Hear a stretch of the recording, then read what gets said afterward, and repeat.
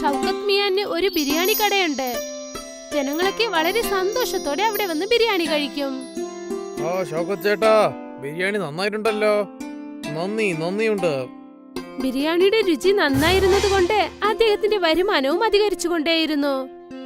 ഷൗക്കത്ത് മിയ ഓരോ മാസവും 30,000 രൂപ തന്റെ അമ്മയുടെ കയ്യിൽ നൽകും. മോനെ, ഇപ്പോഴൊക്കെ നിന്റെ വരുമാനം നല്ല രീതിക്ക് വരുന്നുണ്ട്. അതുകൊണ്ട് ഞാൻ ആലോചിക്കാൻ നിന്നെ കല്യാണം കഴിപ്പിച്ചാലോ എന്ന്. മാത്രമല്ല, ഞാൻ ഒറ്റയ്ക്ക് എത്ര ദിവസമായി ഈ വീട്ടിലെ ജോലിയൊക്കെ നോക്കുന്നത്. എന്നെ കൊണ്ട് തീരെ വയ്യ മോനെ. നിന്റെ കല്യാണം കഴിഞ്ഞതിന് ശേഷം നദീമിന്റെ കല്യാണവും കഴിപ്പിക്കാം.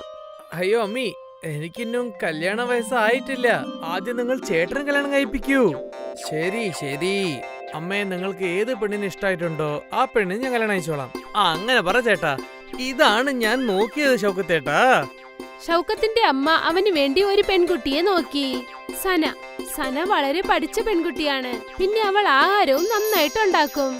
കുറച്ചു ദിവസങ്ങൾക്കകം ഷൗക്കത്തിന്റെയും സനയുടെയും കല്യാണം കഴിഞ്ഞു. അതിനുശേഷം സന വീട്ടിലെ എല്ലാ ജോലികളും നോക്കി നടത്തി. മോനെ, നിന്റെ കൈകൊണ്ട് ചെയ്യുന്ന ആഹാരം എപ്പോഴും നല്ല രുചിയുള്ളതായിരിക്കും. അതെ ചേട്ടത്തി, പക്ഷേ ഞങ്ങൾ ചേട്ടൻ ഉണ്ടാക്കുന്ന പോലെ ബിരിയാണി ആർക്കും ഉണ്ടാക്കാൻ പറ്റില്ല ചേട്ടത്തി. അതെ, അതും ശരിയാണ്. ഇദ്ദേഹത്തിന്റെ കൈകൊണ്ട് ചെയ്ത ബിരിയാണി കഴിച്ചു നോക്കിയാലല്ലേ എനിക്കും അതിന്റെ രുചി അറിയാവൂ. ചേട്ടാ, ഇന്ന് എല്ലാവർക്കും നിങ്ങൾ ബിരിയാണി കൊണ്ടുവരണം. ശരി മോനെ, കൊണ്ടുവരാം. ഷൗക്കത്തിന്റെ ബിരിയാണി വളരെ രുചിയുള്ളതാണ്. അവൻ എപ്പോഴേക്ക് ബിരിയാണി ചെയ്യാൻ തുടങ്ങുന്നോ അപ്പോഴേക്ക് അതിന്റെ മണം ഗ്രാമം മൊത്തം മണക്കും. പിന്നെ ഉടനെ കസ്റ്റമേഴ്സ് കഴിക്കാനെത്തും. എന്താ ചേട്ടാ, ബിരിയാണി തയ്യാറായില്ലേ? ഇല്ല ചേട്ടാ, ഇനി ഒരു 10 മിനിറ്റ് ആവും. ശരി, ഞാൻ ഇവിടെ തന്നെ നിന്നോളാം. കസ്റ്റമേഴ്സ് ഷൗക്കത്തിന്റെ ബിരിയാണിക്ക് വേണ്ടി കാത്തിരുന്ന് കഴിച്ചിട്ട് പോകും. അതുവരെ എല്ലാം നല്ല രീതിക്കാണ് പോയിക്കൊണ്ടിരുന്നത്. ഈ അംഷദ് ചേട്ടൻ ആവശ്യമില്ലാതെ നമ്മളുടെ അധ്വാനാണ് നശിപ്പിക്കുന്നത്. ഞാൻ എന്തെങ്കിലും ചെയ്തേ പറ്റുള്ളൂ. ഞാനും വില കുറയ്ക്കാൻ പോവുകയാണ്. ഷൗക്കത്തും ബിരിയാണിയുടെ വില അധികമാക്കി 80 രൂപയാക്കി. ദിവസവും നമ്മൾ ഈ ബിരിയാണിയാണ് കഴിക്കാൻ പോകുന്നത്. വരൂ, ഇന്ന് നമുക്ക് അവിടെ പോയി കഴിച്ചു നോക്കാം. ശരി. ഒരുപാട് കസ്റ്റമേഴ്സ് പുതിയ ബിരിയാണി കഴിക്കാനായി അംജത്തിന്റെ കടയിലേക്ക് പോയി. പക്ഷെ അംജത്തിന്റെ കയ്യിൽ ഒരു പുതിയ മാന്ത്രികതയുണ്ടായിരുന്നു. ഒരു വട്ടം അവന്റെ ബിരിയാണി ആരെങ്കിലും കഴിച്ചാൽ വീണ്ടും അതേ കടയ്ക്ക് അവർ തിരിച്ചെത്തും. ഇന്നലെ പോയി ഞാൻ ബിരിയാണി കഴിച്ചില്ലേ? വരൂ, നമുക്ക് അവിടെ തന്നെ പോയി കഴിക്കാം. ആ തീർച്ചയായും, ആ ബിരിയാണി മറക്കാനേ പറ്റില്ല. പതുക്കെ ഷൗക്കത്തിന്റെ കടയിൽ ആരും വരാതെയായി. ഇതൊക്കെ കുറച്ചു ദിവസം ഇങ്ങനെ നടക്കുക. അംജത്തിന്റെ കട പുതിയതല്ലേ, അതുകൊണ്ട് കസ്റ്റമേഴ്സ് ഒക്കെ അവന്റെ ബിരിയാണി ടേസ്റ്റ് ചെയ്ത് നോക്കുകയാണ്. കുറച്ചു ദിവസം കഴിഞ്ഞിട്ട് എന്റെ കസ്റ്റമേഴ്സ് ഒക്കെ എന്റെ അടുത്ത് തന്നെ തിരിച്ചു വരും. ഷൗക്കത്ത് ഇവിടെ എന്താണ് സംഭവിക്കുന്നതെന്ന് മനസ്സിലാക്കുന്നതിന് മുൻപ് തന്നെ അവന്റെ മൊത്തം വരുമാനവും ഒരുപാട് കുറഞ്ഞുപോയി. ഇപ്പോൾ വീട്ടിലെല്ലാരും വളരെ വിഷമത്തിലാണ്. എന്തുപറ്റി ഷൗക്കത്ത്? നീ എന്തിനാ ഇത്രയും വിഷമിച്ചിരിക്കുന്നത്? ഞാൻ എന്തെന്ന് പറയണ്ടമ്മേ, എന്റെ കടയുടെ അടുത്ത് തന്നെ ഇന്നൊരു ബിരിയാണി കടയും വെച്ചിട്ടുണ്ട്. പയ്യെ എന്റെ കസ്റ്റമേഴ്സ് ഒക്കെ അങ്ങോട്ടാണ് പോകുന്നത്. ഇങ്ങനെ തന്നെ പോയിക്കൊണ്ടിരുന്ന പിന്നെ ഒരു ദിവസം ഞാൻ എന്റെ കട മൂടിയിട്ട് തന്നെ വീട്ടിലേക്ക് പോണം. തീർച്ചയായും അങ്ങനെയൊന്നും നടക്കില്ല മോനെ. ദൈവമുണ്ട്. ഇടയ്ക്കിടയ്ക്ക് കുറച്ചു ദിവസം ഇങ്ങനെ കഷ്ടപ്പാടുണ്ടാകും. ഞാൻ അങ്ങനെ തന്നെയാണ് വിശ്വസിച്ചോണ്ടിരിക്കുന്നത് അമ്മേ. ഷൗക്കത്തിന്റെ വിഷമം കണ്ട് വീട്ടിലെ എല്ലാ ആൾക്കാരും ഒരുപാട് വിഷമത്തിലായിരുന്നു. അന്ന് രാത്രി സന ഷൗക്കത്തിനോട് എന്താ കാര്യമെന്ന് ചോദിച്ചു. ഒരുപക്ഷെ വില അധികമായതുകൊണ്ട് കസ്റ്റമേഴ്സ് വേറെ കടയിലേക്ക് പോയെങ്കിൽ നമ്മൾ എന്തുകൊണ്ട് വില കുറച്ചു കൊടുത്തുകൂടാ? പറയൂ. നമുക്ക് എങ്ങനെ വില കുറയ്ക്കാൻ പറ്റും സന? ഒരു പ്ലേറ്റ് ബിരിയാണിന്റെ വില തന്നെ ചെലവ് 50 റുപ്യാവും സന. അത് നമ്മൾ 80 റുപ്യക്കാണ് വിൽക്കുന്നത്. വെറും 30 റുപ്യാണ് നമുക്ക് ലാഭം കിട്ടുന്നത്. പിന്നെ ഇതും നമ്മൾ കുറച്ചാൽ പിന്നെ വീട്ടു ചെലവൊക്കെ എങ്ങനെ നമ്മൾ നോക്കാൻ പറ്റും? എങ്കിൽ നമ്മൾ വില കുറഞ്ഞ സാധനങ്ങൾ വാങ്ങി ബിരിയാണി ചെയ്താൽ എങ്ങനെയിരിക്കും? എങ്കിൽ കുറഞ്ഞ വിലയ്ക്ക് കൊടുക്കാമല്ലോ. ബിരിയാണിക്ക് നമ്മൾ ഉപയോഗിക്കുന്ന അരിയാണ് വളരെ വില കൂടിയത്. അതുമാത്രല്ലാതെ ബാസ്മതി അരി എങ്ങനെ വില കുറഞ്ഞത് കിട്ടുക? പിന്നെ ബാസ്മതി അരി ഞാൻ സാധാരണ അരിയായിട്ട് മാറ്റാൻ പറ്റില്ലല്ലോ. അങ്ങനെയാണെങ്കിൽ നമ്മൾ ബസുമതി റൈസിന് പകരം വേറെ എന്തെങ്കിലും സാധനം കൊണ്ട് ബിരിയാണി ഉണ്ടാക്കിയാലോ? അങ്ങനെ വെച്ചാൽ? അതായത് മാഗി കൊണ്ട് ഒരുപാട് ആൾക്കാർ ഒരുപാട് ഡിഷ് ചെയ്യുന്നുണ്ട്. നമ്മൾ എന്തുകൊണ്ട് ബിരിയാണി ചെയ്ത് നോക്കിക്കൂടാ? നമ്മുടെ ചിലവും കുറയുമല്ലോ. മാഗി ബിരിയാണിയോ? ഇത് ഞാൻ ആദ്യമായിട്ടാണ് കേൾക്കുന്നത്. ഇപ്പോഴൊക്കെ വ്യത്യസ്തമായ സാധനങ്ങൾക്കാണ് നല്ല ഡിമാൻഡ്. ഒരു വട്ടം നമുക്ക് ശ്രമിച്ചു നോക്കാമെന്നേ. ശരി, ഒന്നും അത്ര വലുതായിട്ട് പോകുന്നില്ല. നമുക്ക് അതൊന്നും ശ്രമിച്ചു നോക്കാലോ. അടുത്ത ദിവസം ഷൗക്കത്ത് എന്നത്തെയും പോലെ ബിരിയാണി ചെയ്യാൻ തുടങ്ങി. പക്ഷേ ഇന്നത്തെ ദിവസം ബസ്മതി റൈസിനു പകരം മാഗി ഇട്ട് ചെയ്തു. മാഗി ബിരിയാണി പെട്ടെന്ന് റെഡിയായി. അതിന്റെ ചിലവും കുറവായിരുന്നു. അതുകൊണ്ട് ഷൗക്കത്ത് വിലയും 50 രൂപയാക്കി മാറ്റി. പുറത്ത് വലിയൊരു ബോർഡും വെച്ചു, മാഗി ബിരിയാണി 50 രൂപ. അതെ, മാഗി ബിരിയാണി പറയുന്നില്ല, അതെന്താണ്? മാഗി എന്താ അറിയാ, ബിരിയാണി എന്താണ് അറിയാ, പക്ഷേ ഈ മാഗി ബിരിയാണി എന്താണെന്ന് അറിയില്ലല്ലോ. ശരി, വാ നമുക്ക് അത് കഴിച്ചു നോക്കാം. ആഹാ, മാഗി ബിരിയാണി എന്നുള്ള ആ പേര് കണ്ടതും ഒരുപാട് കസ്റ്റമേഴ്സ് അവിടേക്ക് കഴിക്കാൻ വന്നു. വാവ് വാവ്, വളരെ സൂപ്പർ ആയിട്ടുണ്ട്. ഇതുപോലുള്ള മാഗി ബിരിയാണി ഞാൻ കഴിച്ചിട്ടേ ഇല്ല. അതെന്താണെന്ന് വെച്ചാൽ ഇത് വെറും മാഗി അല്ല, ഇത് മാഗി ബിരിയാണിയാണ്. ഓ എന്റെ ചേട്ടാ, ഇതുപോലുള്ള മാഗി ബിരിയാണി ഞാൻ കഴിച്ചിട്ടേ ഇല്ല. നന്ദി നന്ദി. കസ്റ്റമേഴ്സിന് ഷൗക്കത്തിന്റെ ആ ബിരിയാണി ഒരുപാട് ഇഷ്ടമായി. അന്ന് ഷൗക്കത്തിന്റെ ബിരിയാണി കടയുടെ വെളിയിൽ ഒരുപാട് ആൾക്കാരുണ്ടായിരുന്നു. മാഗി ബിരിയാണി ഉള്ളത് ചേട്ടാ, അയ്യ അരിയുടെ ബിരിയാണി കാട് നന്നായിട്ടുണ്ട്. ഇന്ന് മുതൽ നമുക്ക് മാഗി ബിരിയാണി കഴിക്കാം. ഷൗക്കത്ത് സന്തോഷത്തോടെ വീട്ടിലേക്ക് പോയി. എന്നിട്ട് ഈ സന്തോഷ വാർത്ത തന്റെ ഭാര്യയെ അറിയിച്ചു. ഇത് കേട്ട് അവളും സന്തോഷപ്പെട്ടു. ഈ മാസം ഷൗക്കത്തിന്റെ വരുമാനം നല്ല രീതിയിലുണ്ടായിരുന്നു. ആ മാസ അവസാനം ഷൗക്കത്ത് തന്റെ അമ്മയുടെ കയ്യിൽ 40,000 രൂപ കാശ് നൽകി. ഇത്രയുമോ? അതെ അമ്മേ, സനയുടെ മാഗി ബിരിയാണിന്റെ ഐഡിയ നന്നായിട്ട് വർക്കൗട്ട് ആയിട്ടുണ്ട്. ഡബിൾ വരുമാനമാണ് വരുന്നത്. വീണ്ടും ഒരു വട്ടം അവരെല്ലാരും സന്തോഷത്തോടെ ആയിരുന്നു. അവരുടെ കഷ്ടവും മാറി, കാരണം അവരുടെ വരുമാനം അധികരിച്ചു. മാഗി ബിരിയാണി ഫേമസ് ആയി. കവിതയുടെയും കിഷന്റെയും വീട്ടിന്റെ പുറത്തായിട്ട് അവർക്കന്ന് കുറച്ച് വസ്തു ഉണ്ടായിരുന്നു. അതിലവർ തക്കാളി കൃഷി ചെയ്തിരുന്നു. ചേട്ടാ, ആഹാരം കഴിക്കാം, ഒന്ന് വരൂ. ആ ഇതോ ഞാൻ വരാം. ഇവിടെ തക്കാളി ചെടിക്ക് ഞാൻ വെള്ളം ഒഴിച്ചോണ്ടിരിക്കാണ്. കിഷൻ ആഹാരം കഴിക്കാനായി വീട്ടിലേക്ക് വന്നപ്പോൾ, എത്ര നേരമായി ഞാൻ നിങ്ങളെ വിളിക്കുക, ഇപ്പോൾ നോക്കൂ ആഹാരമൊക്കെ തണുത്തുപോയി. എന്നെ കൊണ്ട് എന്താ നീ ചെയ്യാൻ പറയുന്നത്? തക്കാളി ചെടിക്കൊക്കെ ഞാൻ വെള്ളം ഒഴിച്ചിട്ടില്ലെങ്കിൽ പിന്നെ തക്കാളി ചെടി എങ്ങനെ വളരും? നീ തന്നെ പറ. ശരി ശരി, വേഗം ഭക്ഷണം താ. തക്കാളി വാങ്ങാൻ വേണ്ടി വ്യാപാരികൾ വരുന്നുണ്ട്. ശരി ശരി. കവിത കിഷന് ആഹാരം നൽകി. കിഷൻ ആഹാരം കഴിക്കാൻ തുടങ്ങി. അദ്ദേഹം കഴിച്ചു തീർക്കാൻ സമയത്ത് ഒരു വ്യാപാരി അവിടേക്ക് വന്നു. കിഷൻ, അതോ വന്നു വന്നു. ഈ പ്രാവശ്യം മണ്ടി അത്ര ഒന്ന് പോരാ. അതുകൊണ്ട് കിലോ തക്കാളിക്ക് ഞാൻ 15 റുപ്യ തരാൻ പറ്റുള്ളൂ. ഇത് വളരെ കുറവായിട്ടുണ്ട് ചേട്ടാ. ഇത് നോക്കു മോനെ, ഇതാണ് എന്റെ വില. നീ ഒന്ന് ആലോചിച്ച് നോക്ക്. പക്ഷെ നഗരത്തിലുള്ള തക്കാളിക്ക് വില കിലോന് 30 റുപ്യല്ലേ വെക്കുന്നത്. ചില സമയത്തൊക്കെ അത് ബസാറിൽ വെക്കുമ്പോൾ ഭയങ്കര കുറവായിട്ടാ വെക്കുക. എത്രയോ തക്കാളി നഷ്ടപ്പെട്ടു പോകുന്നു. അത് ആരെങ്കിലും വാങ്ങുന്നുണ്ടോ? പിന്നെ തക്കാളി നോക്കാൻ വേണ്ടി ഒരു ആള് നമ്മൾ വെക്കുന്നുണ്ട്. ആ ആൾക്ക് ഒരു കൂലിയും കൊടുക്കണ്ടേ? കുറെ ചെലവുണ്ട് കിഷൻ മോനെ, നിനക്കതൊന്നും അറിയില്ല. പക്ഷെ ചേട്ടാ, 15 റുപ്യ വല്ലാതെ കുറവാണ്. നിങ്ങൾ മനസ്സിലാവുന്നുണ്ടോ? ഇത് നോക്കും മോനെ, എന്നെ കൊണ്ട് എനിക്ക് കൂടെ ഒരു 17 റുപ്യ തരാൻ പറ്റുള്ളൂ. നിനക്കത് ഓക്കെ ആണെങ്കിൽ സമ്മതിക്കേ. കിഷന് എന്ത് ചെയ്യണമെന്ന് മനസ്സിലായില്ല. പക്ഷേ തക്കാളികളെ വിറ്റേ പറ്റൂ. ശരി ചേട്ടാ, ശരി ചേട്ടാ, അത് തന്നെ തന്നേക്ക്. എത്ര കിലോ തക്കാളി ഉണ്ട്? ഒരു 200 കിലോ ഉണ്ട് ചേട്ടാ. ശരി മോനെ, കിലോ 200-ന് 17 ഇട്ടാൽ മൊത്തം 3400 റുപ്യ വരുന്നുണ്ട്. ദാ പിടിച്ചോ. വളരെ നന്ദിയുണ്ട് ചേട്ടാ. ആ വ്യാപാരി തക്കാളിയൊക്കെ വാങ്ങിക്കൊണ്ട് അവിടെ നിന്ന് തിരിച്ചു. പിന്നീട് കിഷൻ സങ്കടത്തോടെ വീട്ടിനകത്തേക്ക് പോയി. എന്തു പറ്റി? നല്ല വില ലഭിച്ചില്ലേ? നഗരത്തിലൊക്കെ ഒരു കിലോ തക്കാളി 30 റുപ്യാണ് വിൽക്കുന്നത്. നമുക്കാണെങ്കിൽ 17 റുപ്യ കിട്ടുന്നുള്ളൂ. ഇതൊക്കെ വളരെ അന്യായമാണ്. പക്ഷെ നമ്മൾ ഈ തക്കാളി വിറ്റില്ലെങ്കിൽ ഇതൊക്കെ നാശായി പോവും. നിങ്ങൾ തന്നെ നഗരത്തിലേക്ക് പോയി തക്കാളി വിറ്റിട്ട് വന്നൂടെ? ഞാൻ നഗരത്തിൽ പോയി തക്കാളി വിൽക്കാൻ പോയാൽ ഇവിടെയുള്ള തക്കാളിയൊക്കെ ആര് നോക്കും?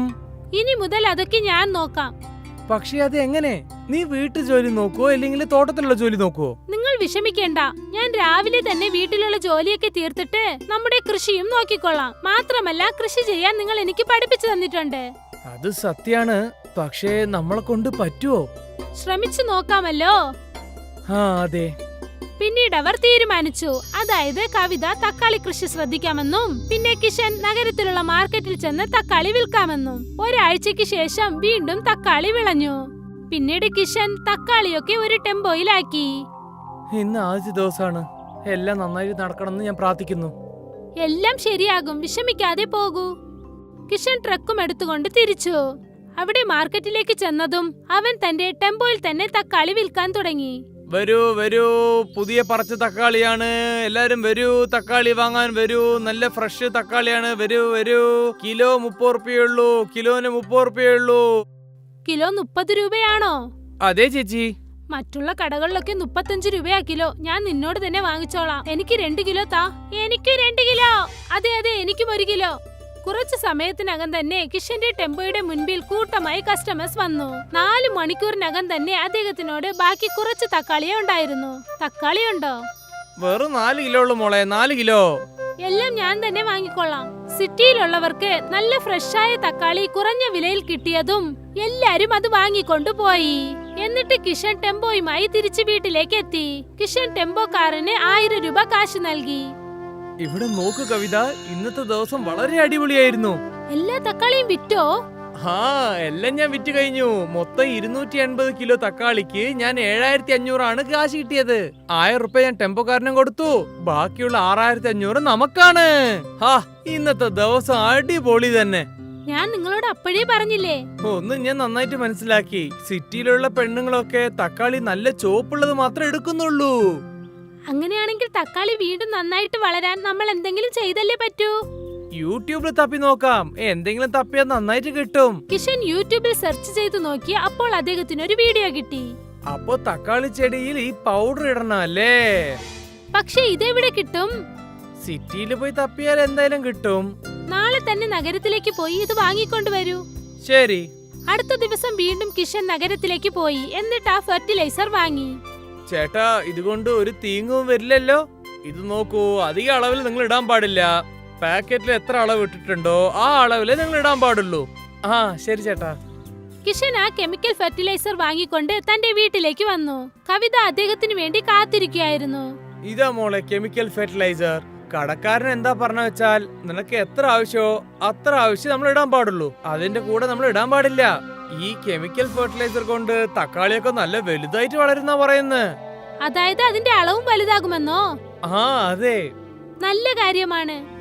അടുത്ത ദിവസം കിഷൻ അവൻ തന്നെ ആ കെമിക്കൽ ഫെർട്ടിലൈസർ തന്റെ വയലിൽ തെളിച്ചു. ഇത് നോക്കു കവിത, നമ്മുടെ തോട്ടത്തിലുള്ള തക്കാളിക്ക് വെറും 2 കൈപ്പിടി മാത്രം ഫെർട്ടിലൈസർ മതി കേട്ടോ നീ. ശരി, ഞാൻ ഓർമ്മ വെച്ചോളാം. ഫെർട്ടിലൈസർ അടിച്ച കുറച്ചു ദിവസത്തിനകം തന്നെ ചെടികളിൽ നല്ല ചുവന്ന വലിയ തക്കാളി കായ്ക്കാൻ തുടങ്ങി. ഈ കെമിക്കൽ ഫെർട്ടിലൈസർ യഥാർത്ഥത്തിൽ അത്ഭുതമാണ് ചേട്ടാ. ഇത് നീ കണ്ടില്ലേ? ഇതിനു മുമ്പേക്കാളും ഇത്രയും വലിയ തക്കാളി വളർന്നത്. ഏകദേശം 350 കിലോ തക്കാളിയാണ് ഉണ്ടാക്കിയത്. അല്ല ദൈവമേ, ഇതുകൊണ്ട് നമുക്ക് ഒരുപാട് ലാഭം കിട്ടുമല്ലേ? ശരി, ഞാൻ നഗരത്തിലേക്ക് പോവുക.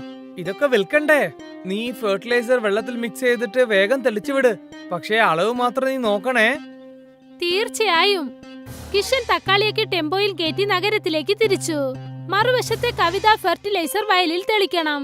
2 കൈപ്പിടി ഉപയോഗിച്ചപ്പോൾ ഇത്രയും വലിയ തക്കാളിയോ? എന്നാൽ നമുക്ക് 3 കൈപ്പിടി ഉപയോഗിക്കാം. അപ്പോൾ വീണ്ടും അധികം കിട്ടും. കവിത 3 കൈപ്പിടി അളവിൽ കെമിക്കൽ ഫെർട്ടിലൈസർ വെള്ളത്തിൽ കലക്കി തക്കാളി ചെടികളിൽ തെളിച്ചു വിട്ടു. അടുത്ത പ്രാവശ്യം കിട്ടിയ തക്കാളിയൊക്കെ ആദ്യത്തെക്കാളും കുറച്ച് വലുതായിരുന്നു. വാവ്, വളരെ അത്ഭുതം തന്നെ. പിന്നീട് എന്തായി? ഓരോ പ്രാവശ്യവും കവിത അധികമായി ഫെർട്ടിലൈസർ വെള്ളത്തിൽ കലക്കി ചെടികളിൽ അടിക്കാൻ തുടങ്ങി. നമ്മൾ കുറച്ചു ദിവസം കെമിക്കൽ ഫെർട്ടിലൈസർ യൂസ് ചെയ്യാനേ പാടില്ല. പക്ഷെ എന്തുകൊണ്ടാ? കാരണം അധികമായിട്ട് കെമിക്കൽ ഫെർട്ടിലൈസർ ഉപയോഗിക്കുന്നുണ്ട് ചെടിക്കും മണ്ണിനും വളരെ ആപത്താണ്. ഇതിൽ എന്താ തെറ്റുള്ളത്? നമുക്ക് ഇത് കാരണം നല്ല വരുമാനം കിട്ടുന്നില്ലേ? കവിത, ആവശ്യത്തിന് ഏറെ സാധനം വാങ്ങിയാൽ അത് അതിനാള് ആപത്താണ്. നീ അടുത്ത 2 വളച്ചലിന് ഇത് കെമിക്കൽ ഫെർട്ടിലൈസർ യൂസ് ചെയ്യാൻ പാടില്ല. ശരി ചേട്ടാ, നിങ്ങൾ പറഞ്ഞാൽ ശരിയായിരിക്കും. കവിത കിഷനോട് ശരിയെന്ന് പറഞ്ഞു. പക്ഷെ അവളുടെ മനസ്സിൽ നിന്നും അത്യാഗ്രഹം പോയതേ ഇല്ല. അതുകൊണ്ട് കവിത കിഷൻ എത്ര വട്ടം പറഞ്ഞിട്ടും കേൾക്കാതെ ചെടികൾക്കൊക്കെ കെമിക്കൽ ഫെർട്ടിലൈസർ അടിക്കാൻ തുടങ്ങി. അടുത്ത പ്രാവശ്യവും തക്കാളിയൊക്കെ വലുതായി തന്നെ വിളഞ്ഞു. അത് കണ്ടിട്ട് കിഷന് വല്ലാതെ അതിശയം തോന്നി. ഈ തക്കാളി എങ്ങനെ ഇത്രയും വലുതായി വളർന്നത്? നീ കെമിക്കൽ ഫെർട്ടിലൈസർ വല്ലതും ഉപയോഗിച്ചോ? പറയൂ നീ. ഇല്ല, ഞാൻ മരുന്ന് തെളിച്ചില്ല. ഒരുപക്ഷെ ആദ്യം ഇട്ട കെമിക്കൽ കൊണ്ടായിരിക്കും. അങ്ങനെയുണ്ടാവും.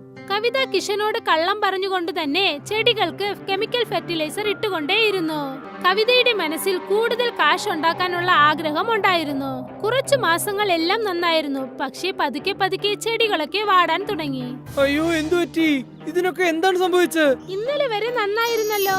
എനിക്ക് തോന്നുന്നു കെമിക്കൽ ഫെർട്ടിലൈസർ കൊണ്ടാണ് സംഭവിച്ചത്. ഞാൻ ഈ ചെടിയൊക്കെ എടുത്ത് മാറ്റിക്കേളാം.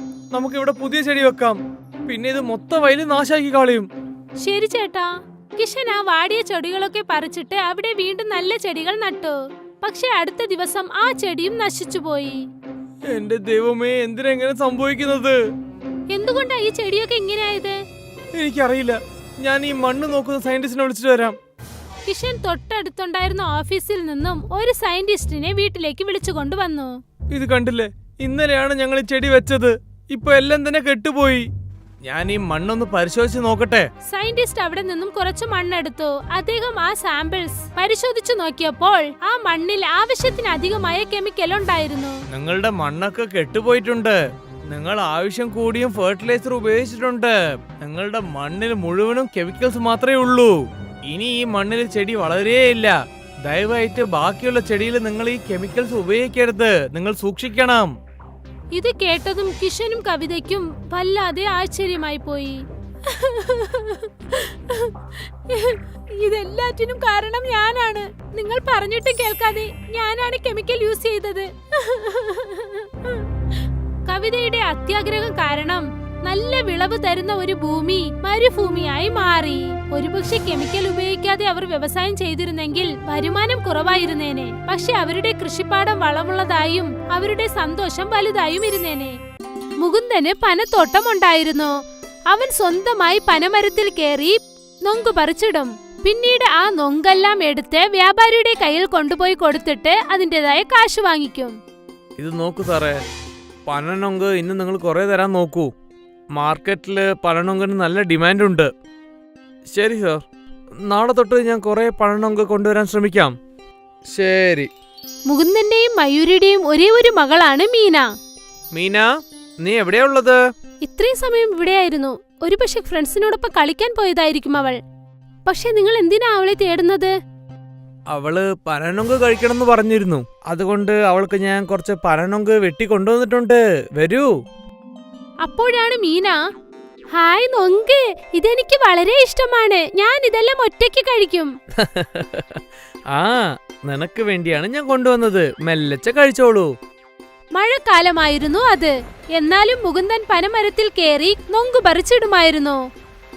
അപ്പോൾ എന്തു സംഭവിച്ചെന്നാൽ 2 ദിവസം മഴ നിൽക്കാതെ പെയ്തു. ദൈവമേ, എത്രയും പെട്ടെന്ന് ഈ മഴ നിന്നേ പറ്റുള്ളൂ. നിങ്ങൾ മരത്തിൽ കയറുമ്പോൾ ശ്രദ്ധിച്ചു കയറണേ. മരത്തിലൊക്കെ മഴ കാരണം പായൽ പിടിച്ചിട്ടുണ്ടാകും. ആ, ഞാൻ ശ്രദ്ധിച്ചെന്നെ മരത്തിൽ കയറുന്നത്. ഞാൻ എന്താ പുതിയതായിട്ടാണോ കയറാൻ പഠിക്കുന്നത്? നിങ്ങൾ വലിയ ബലശാലിയാണെന്ന് എനിക്കറിയാം. പക്ഷെ ശ്രദ്ധിച്ചു കയറിയാൽ മതി. ഓ ശരി എന്റെ ഓഫീസറേ, ഞാൻ പറഞ്ഞ് ശ്രദ്ധിച്ചോളാം. ദേ ഇപ്പൊ പോയി ഇപ്പൊ വരാം. ശരി. മുകുന്ദൻ പനമരത്തിൽ കയറി ഓരോരോ നൊങ്കായി പതുക്കെ പതുക്കെ പറിച്ചിട്ടു. കുറച്ചു സമയത്തിനകം ഇടിവെട്ടി. പിന്നെ പെട്ടെന്ന് മീന അവിടേക്ക് വന്നു. അച്ഛാ! മീനയുടെ ശബ്ദം കേട്ടതും മുകുന്ദന്റെ ശ്രദ്ധ തെറ്റിപ്പോയി. അതുകൊണ്ട് അദ്ദേഹം മരത്തിൽ നിന്നും താഴേക്ക് വഴുതി വീണു. അച്ഛാ! മീന നിലവിളിക്കുന്ന ശബ്ദം കേട്ട് ഗ്രാമത്തിൽ തൊട്ടരികിലുണ്ടായിരുന്ന കുറെ പേര് അവിടേക്ക് ഓടി വന്നു. കൊച്ചച്ചാ, അച്ഛൻ താഴെ വീണു. ഗ്രാമത്തിലെ ആളുകളൊക്കെ അത് നോക്കി നിന്നു. മുകുന്ദനെ ഓപ്പറേഷൻ തിയേറ്ററിൽ ചേർത്തു. ഇനി ഒരിക്കലും അദ്ദേഹത്തിന് സ്വന്തം കാലിൽ നിൽക്കാൻ പറ്റില്ല. ഇപ്പൊ എന്ത് ചെയ്യാനാ? ഇനി നമ്മുടെ കുടുംബം നമ്മൾ എങ്ങനെ നോക്കാനാ? നിങ്ങൾ ഒന്നുകൊണ്ട് വിഷമിക്കേണ്ട. എന്തെങ്കിലും ഒന്ന് തീർച്ചയായും നടക്കും. ദൈവം നമുക്ക് കഷ്ടം തന്നിട്ടുണ്ടെങ്കിൽ പുറത്തു വരാനുള്ള വഴിയും തീർച്ചയായും കാണും. പക്ഷെ എങ്ങനെ? ഇപ്പൊ ഞാൻ ഊനമായല്ലോ. ഇതിന് പകരം ആ ദൈവം എന്നെ കൊന്നാ മതിയായിരുന്നു. അങ്ങനെയൊന്നും പറയല്ലേ. നിങ്ങളാണ് ഞങ്ങളുടെ ജീവിതം മൊത്തം. മയൂരിയും മുകുന്ദനും ഒരുപാട് വിഷമത്തിലായിരുന്നു. അവരുടെ ഭാവി എന്താകുമെന്ന് ആലോചിച്ച്. കുറച്ചു ദിവസങ്ങൾക്ക് ശേഷം മുകുന്ദനെ വീട്ടിലേക്ക് കൊണ്ടുവന്നു.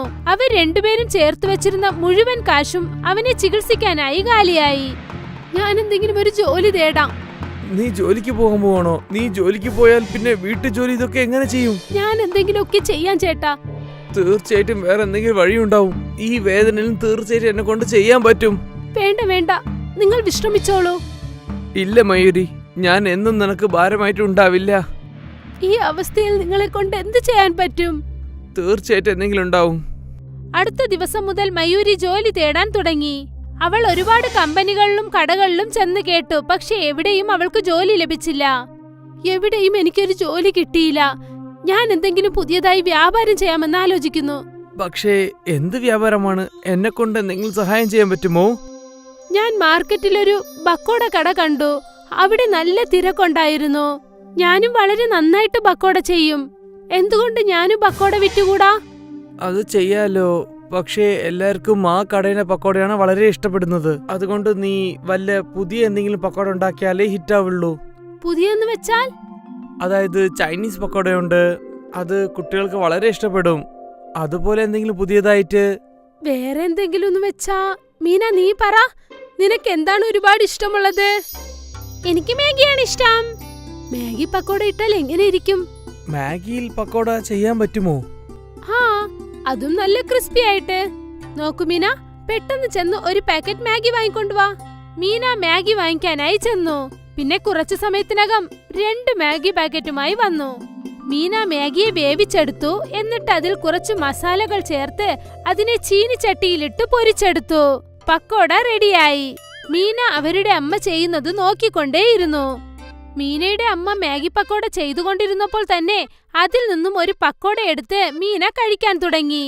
ഉടനെ അമ്മ പറഞ്ഞു, പതുക്കെ പതുക്കെ, നല്ല ചൂടുണ്ട്, നല്ല രുചിയുണ്ട് അമ്മേ, വാവ്. മീന ഒരു മാഗി പക്കോട എടുത്ത് തന്റെ അച്ഛന് കൊണ്ടുപോയി കൊടുത്തു. ഇത് ശരിക്കും വളരെ നന്നായിട്ടുണ്ട്. ആ, ഞാൻ പറഞ്ഞില്ലേ ഞാൻ വളരെ നന്നായിട്ട് പക്കോട ഉണ്ടാക്കുമെന്ന്. ഈ മാഗി പക്കോട മാർക്കറ്റിൽ വിൽക്കുമോ? ആഹാ, നന്നായിട്ട്. ഇത് തീർച്ചയായിട്ടും വിജയിക്കും. ഇത് കേട്ടപ്പോൾ മയൂരിക്ക് സന്തോഷമായി. കുറച്ച് ദിവസത്തിനകം തന്നെ മയൂരിയും മുകുന്ദനും കൂടി മാർക്കറ്റിൽ ഒരു മാഗി പക്കോട സ്റ്റാൾ ഓപ്പൺ ചെയ്തു. ഇതെന്താ ആന്റി? മാഗി പക്കോട? മാഗിയിൽ പക്കോടയോ? ആ, ഒരു പ്ലേറ്റ് തരൂ. ശരി ശരി, തരാമോളെ. മയൂരി ആ കുട്ടിക്ക് മാഗി പക്കോട നൽകി. വാവ്, എന്ത് രുചിയാണിത്! ഇതുവരെ ഇതുപോലെ ഒരു പക്കോട ഞാൻ കഴിച്ചിട്ടേ ഇല്ല. ആ കുട്ടി പറഞ്ഞത് കേട്ട് വീണ്ടും ഒരുപാട് കസ്റ്റമർ അവിടേക്ക് വന്ന് മാഗി പക്കോട വാങ്ങി. ആന്റി, ഇത് വളരെ നന്നായിട്ടുണ്ട്. മുകുന്ദൻ മാഗി പക്കോട കടയിൽ മയൂരിയെ സഹായിക്കുന്നുണ്ടായിരുന്നു. കട നല്ല രീതിയിൽ പോയി. ആദ്യ ദിവസം തന്നെ മുകുന്ദനും മയൂരിയും കൂടി ഒരുപാട് കാശുണ്ടാക്കി. രണ്ടുപേരും സന്തോഷത്തോടെ വീട്ടിലേക്ക് പോയി. ഞാൻ ആലോചിച്ചു പോലും നോക്കില്ല നമുക്ക് ഇത്രയും വരുമാനം കിട്ടുമെന്ന്. ഈ കഷ്ടത്തിലും നമുക്ക് കിട്ടിയ വളരെ സന്തോഷമായ കാര്യമാണിത്. അച്ഛാ, നിങ്ങൾ വിഷമിക്കാതെ ഇരിക്കൂ. നമ്മുടെ എല്ലാ സങ്കടങ്ങളും ഇതോടെ മാറും. നിങ്ങളുടെ അസുഖവും മാറും. മുഴുവൻ കുടുംബവും നല്ല വിശ്വാസത്തോടെ ആയിരുന്നു. എല്ലാരും ഒന്നിച്ച് അതിനായി ശ്രമിക്കുന്നുണ്ടായിരുന്നു. അവരുടെ മാഗി പക്കോട വ്യാപാരം നല്ല രീതിയിൽ പോയിക്കൊണ്ടിരുന്നു. കസ്റ്റമേഴ്സിന്റെ തിരക്കും ഒരിക്കലും കുറഞ്ഞില്ല. കൂടെ തന്നെ അവരുടെ വരുമാനവും അധികരിച്ചുകൊണ്ടേയിരുന്നു. മാഗി പക്കോട പെട്ടെന്ന് ഫേമസ് ആയി. നല്ല പണം വന്നത് കാരണം മുകുന്ദനെ നല്ല രീതിയിൽ അവർ ചികിത്സിക്കാൻ തുടങ്ങി. ചികിത്സ ചെയ്തതുകൊണ്ട് ഈ ട്രീറ്റ്മെന്റ് മൂലമായിട്ട് മുകുന്ദ് സർ നിങ്ങൾ കൊണ്ട് നടക്കാൻ പറ്റും തോന്നുന്നു. കുറച്ച് സെറ്റ് ഓഫ് സർജറി ചെയ്താൽ ശരിയാവും. കാരണം ഈ ട്രീറ്റ്മെന്റ് കൊണ്ട് നിങ്ങളുടെ ബോഡി വളരെ നന്നായിട്ട് തന്നെ റിയാക്ട് ചെയ്യുന്നുണ്ട്. ഡോക്ടർ പറഞ്ഞത് കേട്ട് മൊത്ത കുടുംബവും ഒരുപാട് സന്തോഷിച്ചു. 6 മാസങ്ങൾക്ക് ശേഷം ഇപ്പോൾ മയൂരി സ്വന്തമായ ഒരു മാഗി പക്കോട സ്റ്റാൾ ആരംഭിച്ചു. മനസ്സു നിറയുള്ള സന്തോഷം കാരണം മുകുന്ദന്റെ അസുഖവും മാറി. അദ്ദേഹം പതുക്കെ പതുക്കെ ഒരു വടി പിടിച്ച് നടക്കാൻ തുടങ്ങി. വീട്ടിലുള്ളവരുടെ ആത്മവിശ്വാസം കാരണം മുകുന്ദന്റെ ആത്മവിശ്വാസം വർദ്ധിച്ചു. അതുകൊണ്ട് അദ്ദേഹം എണീറ്റ് നടക്കാൻ തുടങ്ങി. ഇതെല്ലാം തന്നെ ആ മാഗി പക്കോട കാരണമാണ് സംഭവിച്ചത്. പിന്നെ അവരുടെ ആ മാഗി പക്കോട അവരുടെ ജീവിതം തന്നെ മാറ്റിമറിച്ചു.